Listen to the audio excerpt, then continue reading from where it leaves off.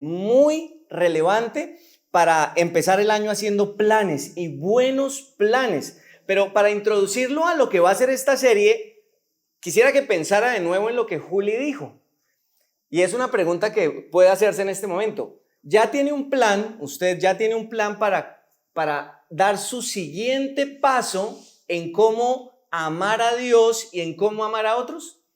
Pareciera que eso pudiera quedarse solo en buenas intenciones o como en una frase bonita. Ay, o sea, yo quiero este año amar a Dios, pero ya tiene un plan para dar un siguiente paso y saber cómo hacerlo. Generalmente nos animan a hacer planes e involucrar a Dios para que Él nos ayude a cumplir nuestros planes. Pero no se trata de eso. Se trata de cómo tener planes que nos lleven a amar a Dios de una manera más correcta, de la manera que Él espera. No como nosotros nos lo imaginamos, sino como Él nos lo pide. Entonces piensen en eso que Juli dijo. Ya tenemos esos planes. Esta serie que empezamos hoy, Primera de Tesalonicenses, va a ser muy útil para nosotros, todos nosotros que vivimos en una cultura, y esto no es secreto, tan egocéntrica. Para todos nosotros que vivimos en una cultura tan ensimismada. Usted sabe que hablan mucho del problema de la pandemia, de la soledad y que estamos aislados, pero eso no es gratis. Estamos aislados porque todo lo que escuchamos nos motiva siempre a pensar primero en nosotros, segundo en nosotros y tercero en nosotros. Y cuando vamos a la religión, cuando vamos a Dios, lo que queremos hacer es usar a Dios para nuestro beneficio. Pero lo que podemos encontrar y lo que vamos a encontrar en 1 Tesalonicenses es cómo hacer planes para amar a Dios de una manera mejor y para amar a otros. Y 1 Tesalonicenses va a estar acompañada de esto porque van a ser varios domingos. Perdona, Julie, 1 Tesalonicenses tiene esta frase que dice: una iglesia de la que todos hablan. Porque cuando usted lea la carta, que lo animo a leer la carta, que son 5 capítulos, puede sentarse mañana con un cafecito en la noche o esta tarde, son 5 capítulos que pasan muy rápido y usted se va a dar cuenta de la característica de esta iglesia. Empezando de esta iglesia, todos hablaban. Y es más, siguen hablando de ella porque vamos nosotros a hablar de esto. Y quiero que mire este versículo, ahora sí, que está en 1 Tesalonicenses 1:8, que le va a ayudar a darse una idea. Pablo escribe esta carta, se la escribe a una iglesia. Tesalonicenses es un lugar, ¿sí? Tesalónica. Y esta carta va dirigida a un lugar, a un grupo de creyentes, a una iglesia. Y él les dice esto, versículo 8 del capítulo 1. Partiendo de ustedes, el mensaje del Señor, ¿partiendo de quiénes? De la iglesia que estaba, de la iglesia que estaba ¿en dónde? En Tesalónica. En Tesalónica. Y entonces eran los creyentes ¿de dónde? De tesalonicenses. Ay, vamos ahí ampliando el léxico y el lenguaje. Tesalónica, tesalonicenses. Y entonces dice, partiendo de ustedes, el mensaje del Señor, ¿qué ha hecho? Se ha proclamado. Pablo le está diciendo a esta iglesia, a partir de ustedes muchos están conociendo del Señor. No solo en Macedonia y en Acaya, sino ¿en dónde? A partir de ellos. Imagínense que esta carta me incluyera a mí. Partiendo de ti, Diana, de ti, Ed, partiendo de ti, Esperanza, partiendo de Margarita, dice, el mensaje del Señor se ha proclamado no solo en Bucaramanga, sino en Bogotá y en todo Colombia. Tan chévere, ¿no? Partiendo de SMCC, el mensaje se ha proclamado a toda esta ciudad.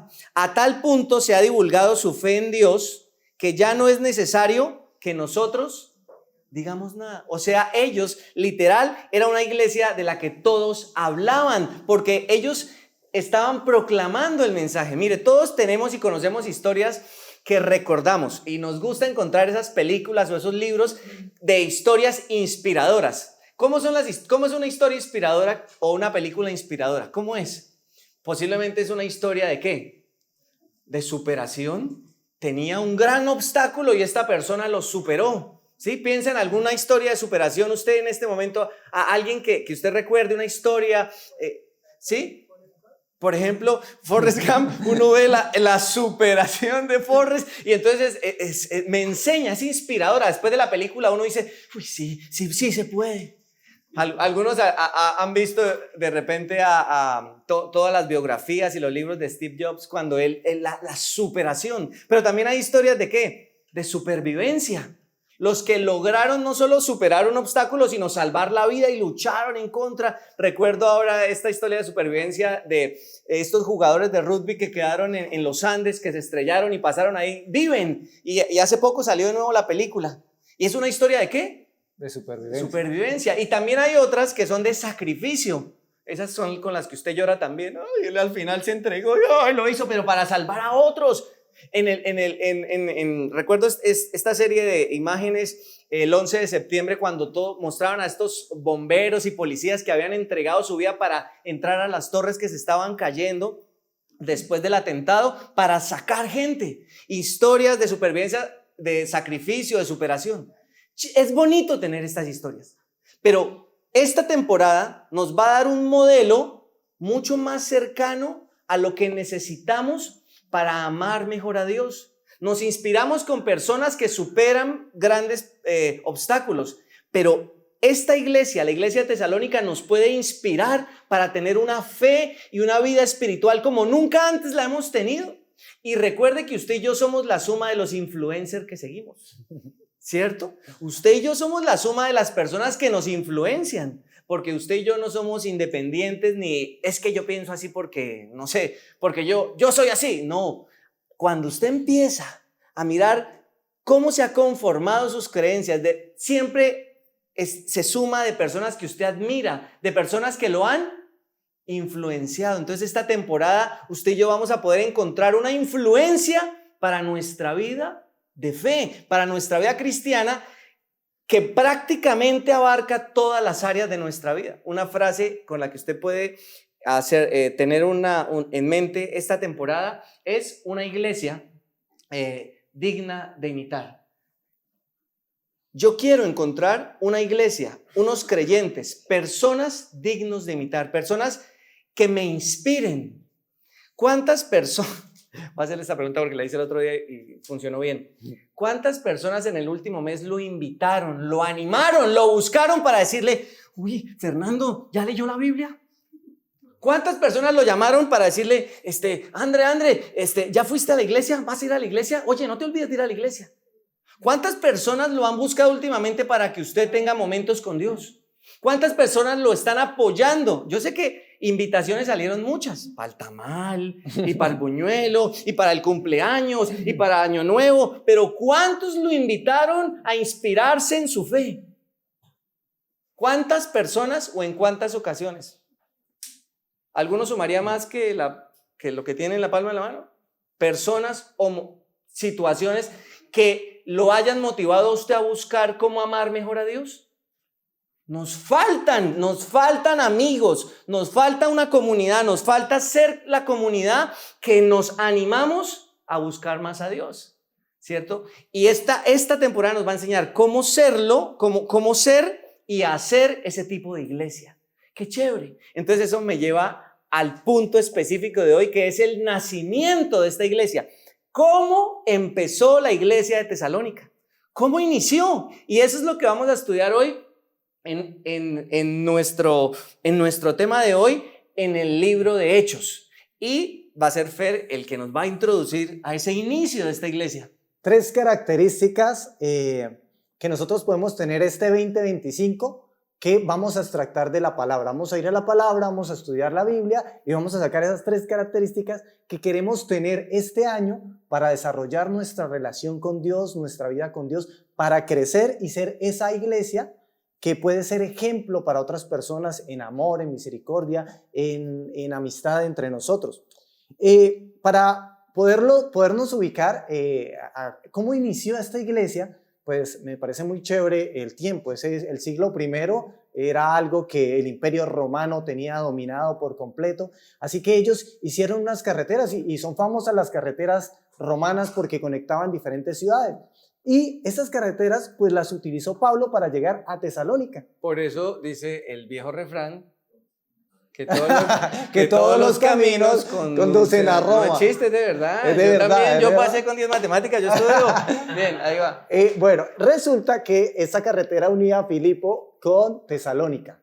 Y a Pablo ya lo habían encarcelado en Filipo, lo habían golpeado de manera injusta, lo habían encarcelado, lo habían llevado preso.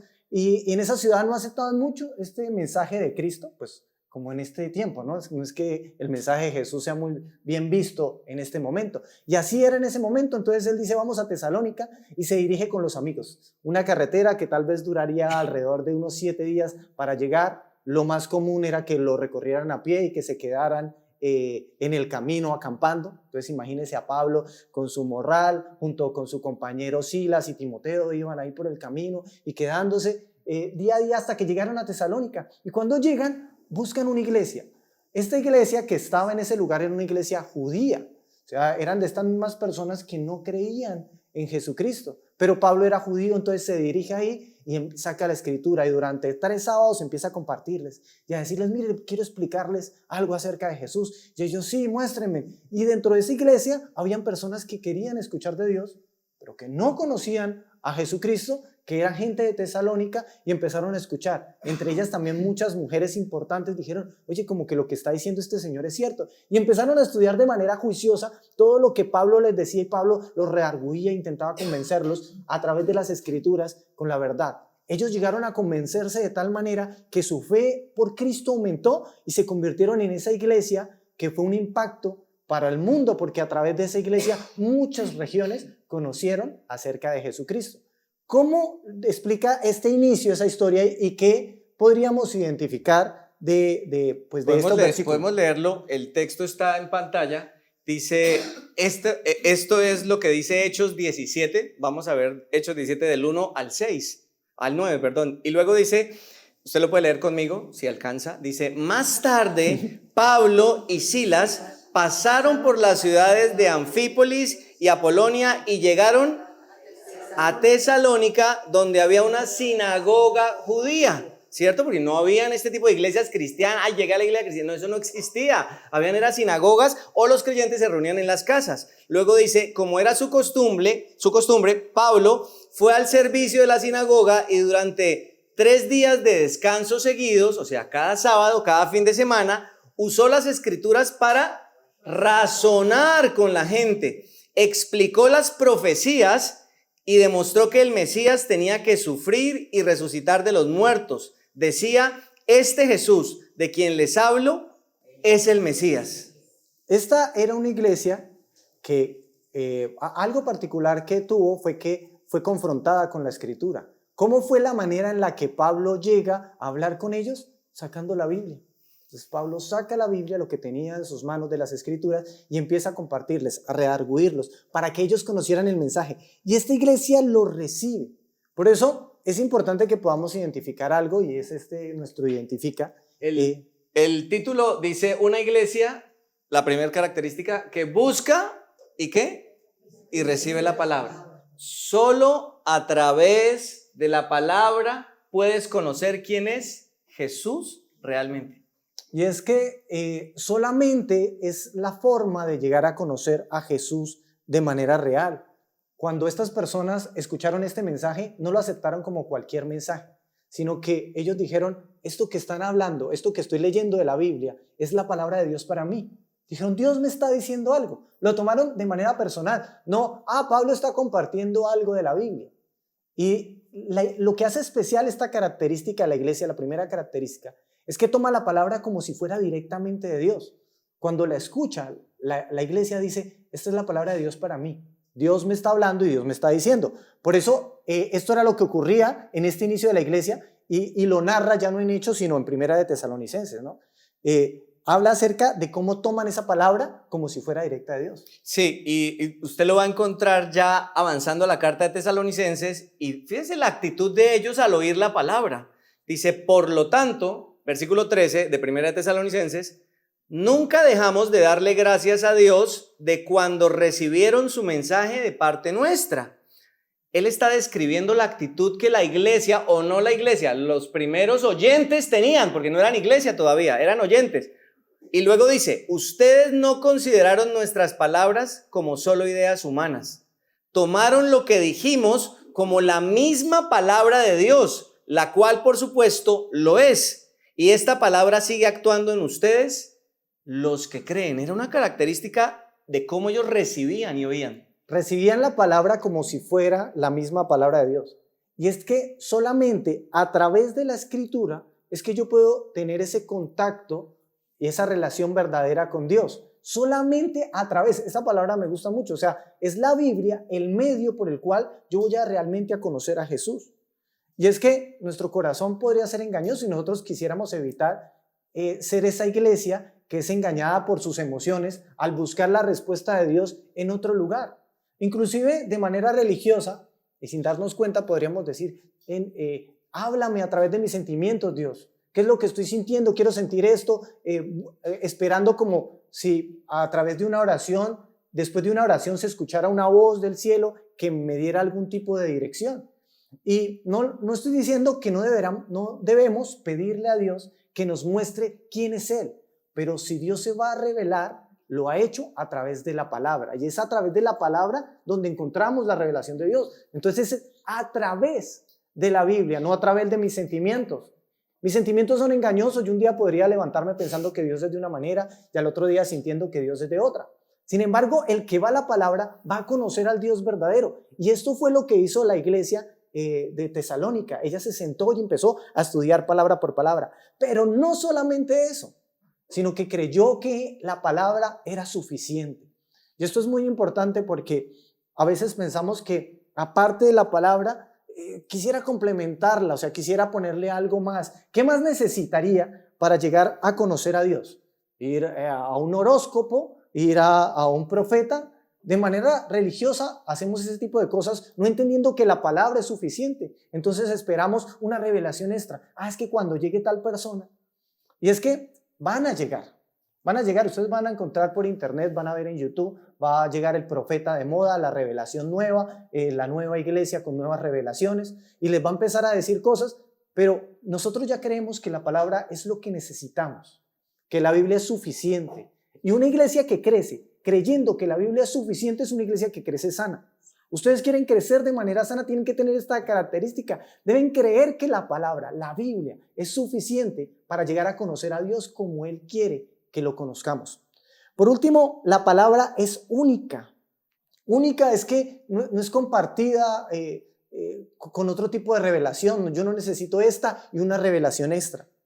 Algo que yo debería hacer para el 2025 como iglesia, para tener esa primera característica, es tener un compromiso profundo con leer y estudiar la Escritura. Yo creo que sería chévere que leyéramos el Identifica para cerrar este punto de esa primera característica que podemos tener para el 2025. Dice de nuevo el Identifica, solo a través de la palabra puedes conocer quién es Jesús realmente. ¿Se hace idea usted de algo que puede ser un plan para usted este año? Ahí ya hay una idea de qué podría haber en su plan de este año. Punto número 2, característica número 2 que deberíamos tener en esta iglesia para el 2025, que debería uno apuntar, tenerla ahí, y es esta, una iglesia que cree genuinamente. Y vamos a observar y a tratar de identificar en lo que leemos de la Escritura, esta convicción, este cambio que no es temporal, que no es emocional en las vidas de los que llegan a encontrarse con Jesucristo, de la fe de las personas que se encuentran de manera profunda con Jesús. ¿Cómo dice Identifica? El Identifica de este punto, que usted puede recordar, dice, la convicción verdadera, la que es verdadera, siempre trae un anhelo profundo de Dios.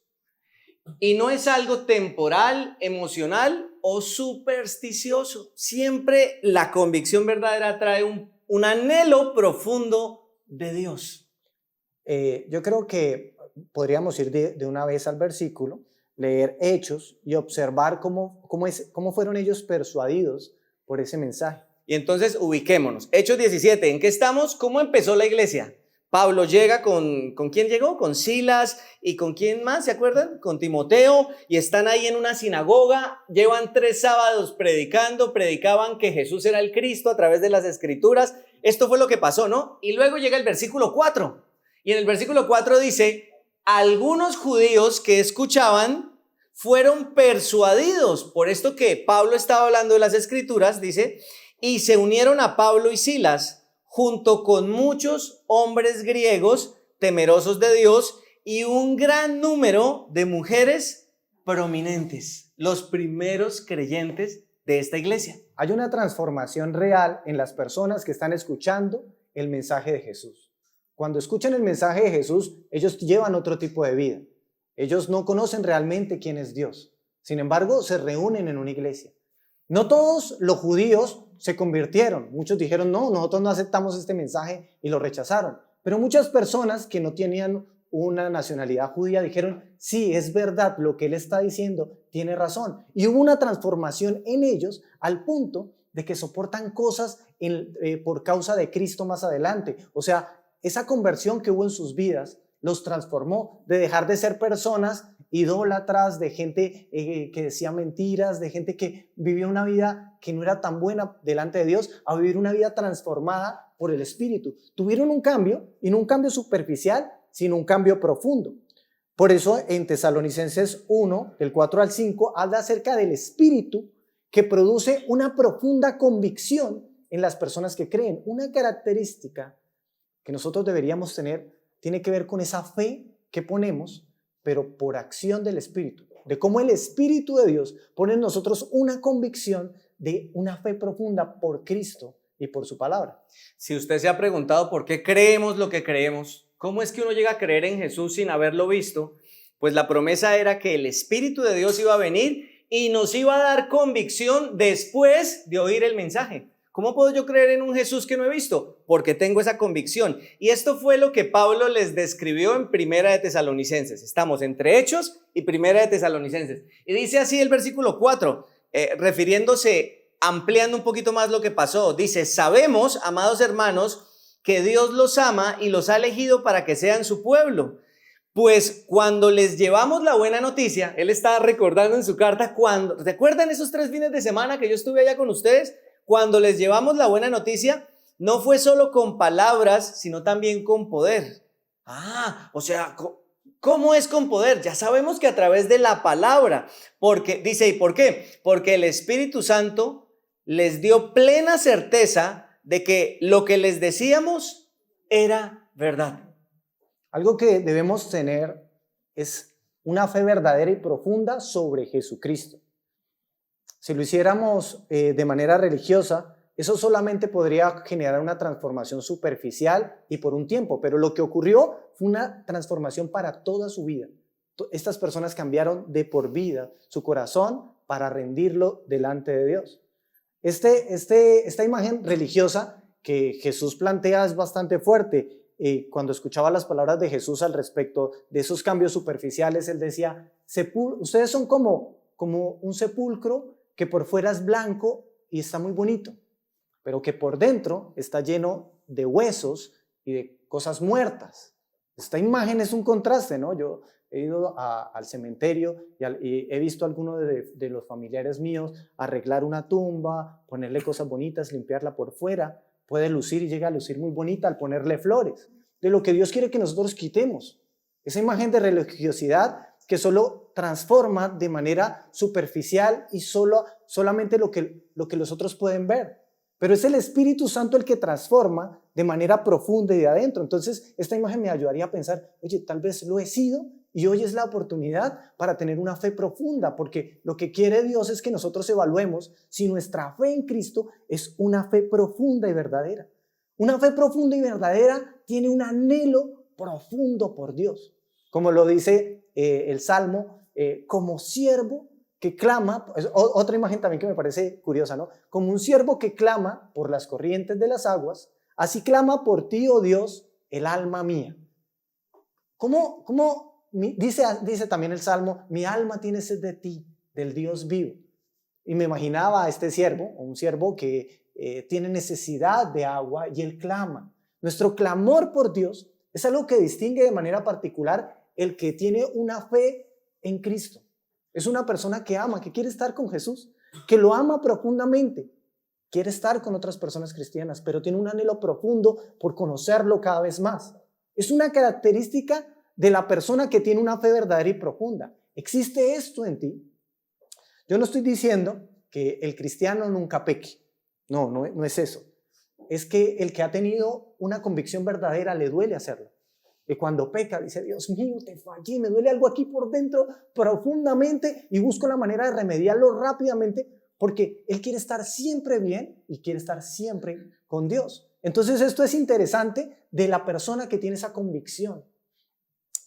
Pablo es una persona que sufre ese cambio profundo y podemos ver esa convicción como cambia en la vida de Pablo. Pablo era una persona que en cuanto a la religión, él tenía su religión, en cuanto a la parte social, estaba muy bien socialmente, en cuanto a su estudio, tal vez uno de los más educados de la época. Entonces Pablo está en un contexto súper bien, pero cuando llega a conocer a Jesús, sufre un cambio tan profundo que todo lo que para él era muy valioso, ya no lo es.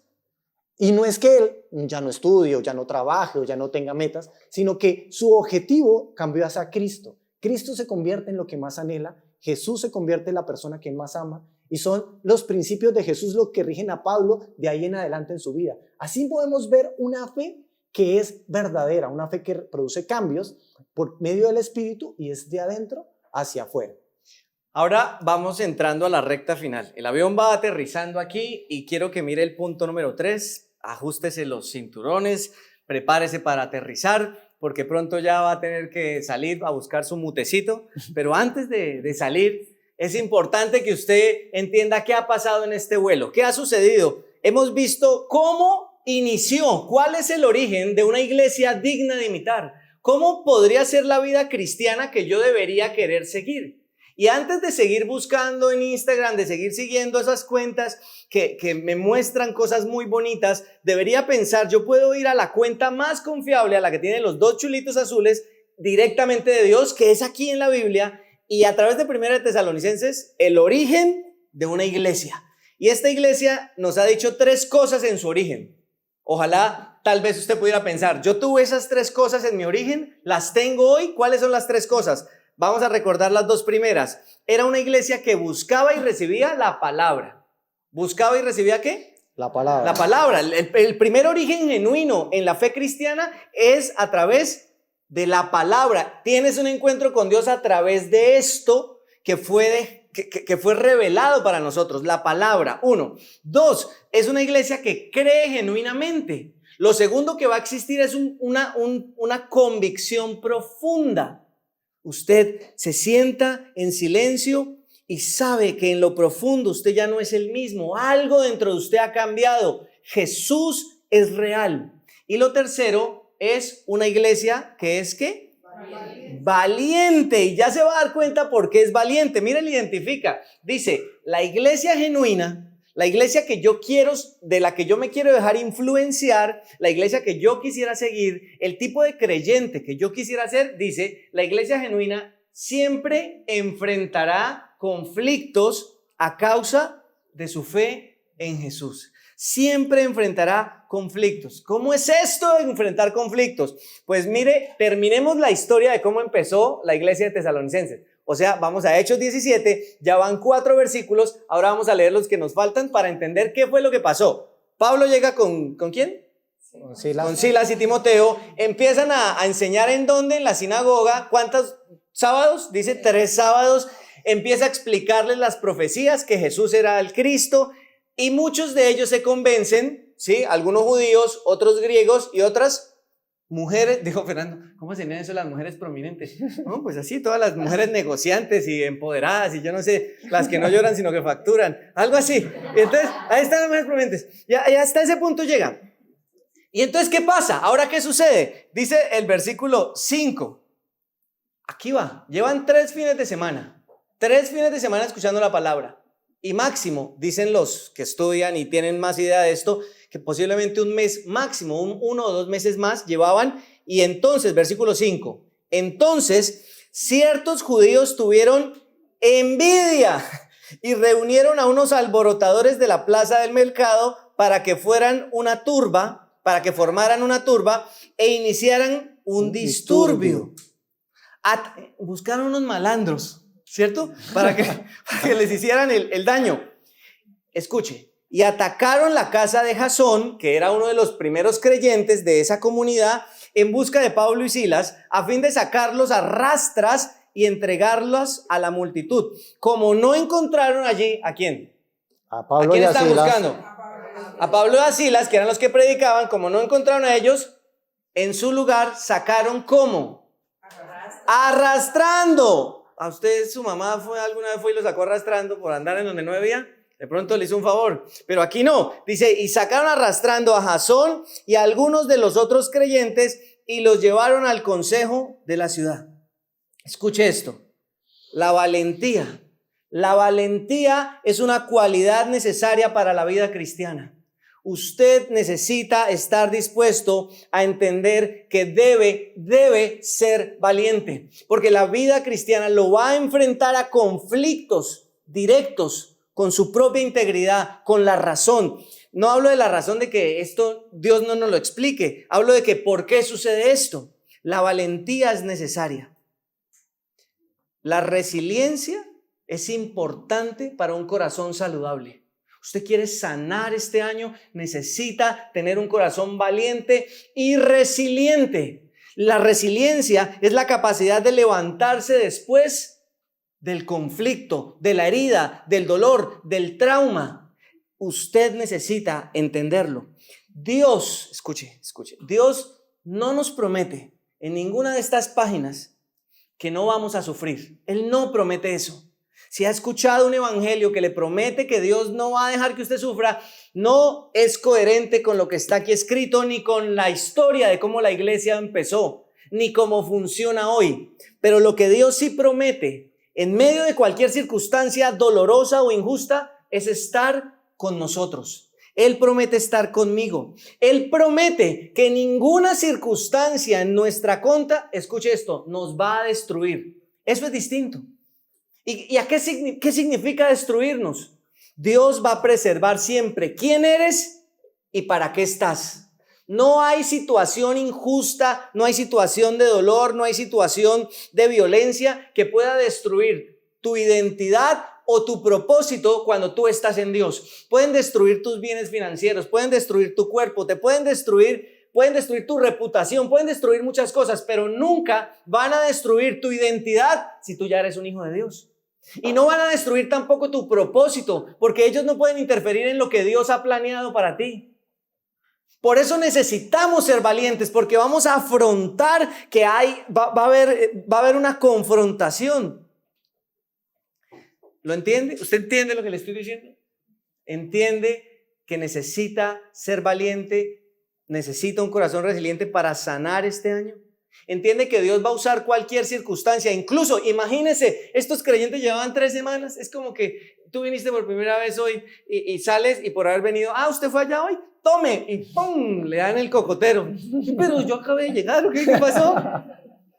Y esto fue lo que les pasó. Yo acabé de llegar, dijo Jasón, yo abrí mi casa aquí todo amable y entraron, violentaron mi casa, pusieron en riesgo a mi familia, pusieron en riesgo mis finanzas, pusieron en riesgo muchas cosas, porque no les gustó que yo hubiera creído en Jesús.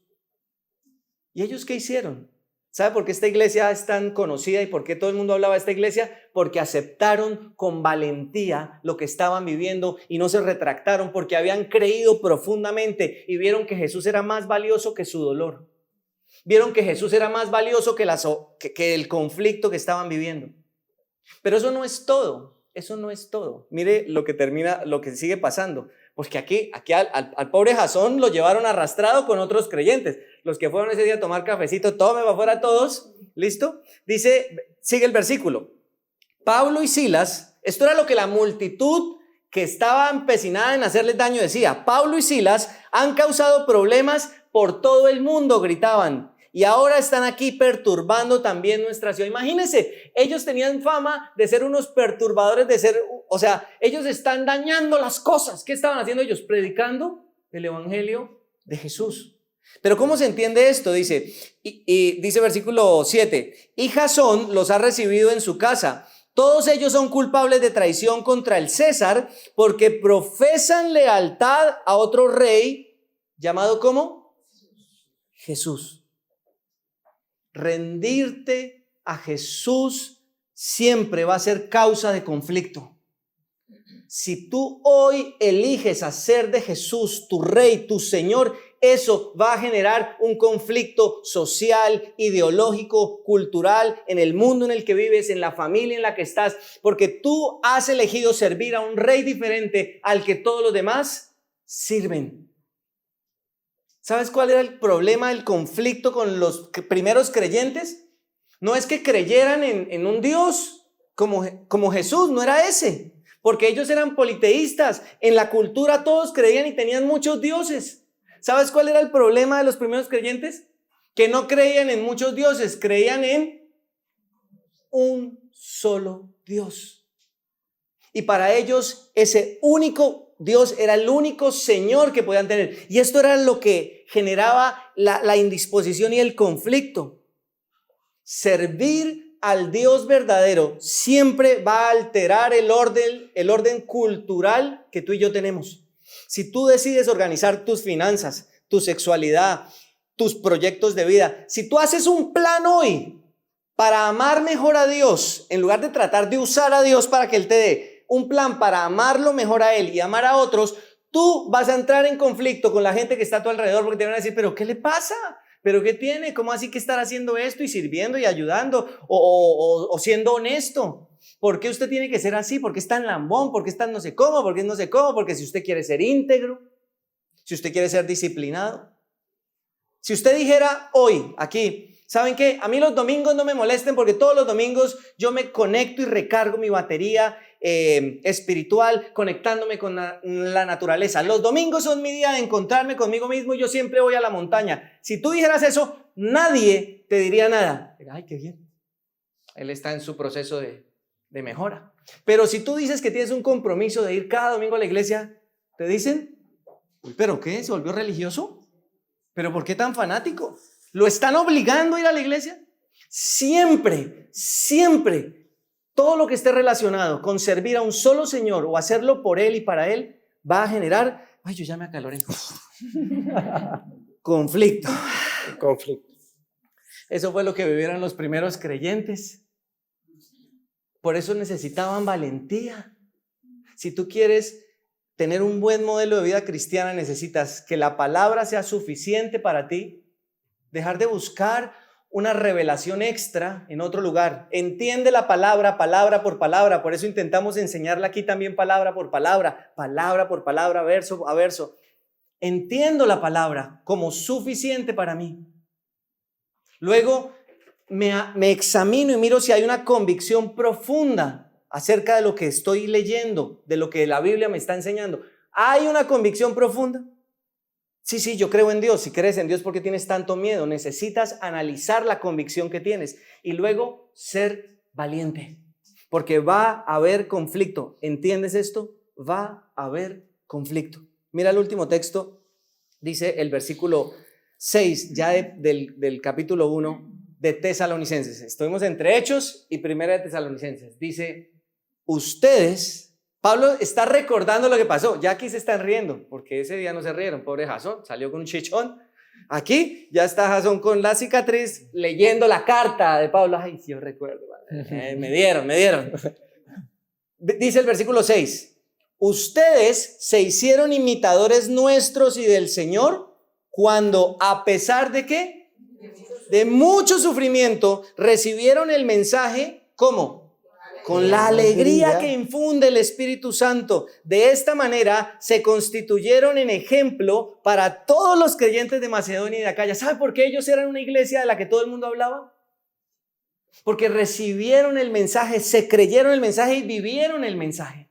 Se comprometieron de corazón con un solo Señor, y ese Señor era Jesús. Y era lo que les reclamaban: estos no sirven al César, sirven a otro Dios, a otro Señor, dizque Jesús.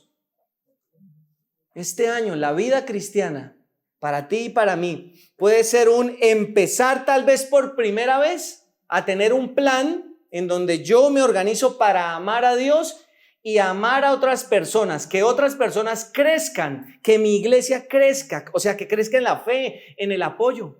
Recuerda, ¿cuántas personas este último mes te llamaron, te buscaron para animarte en tu fe?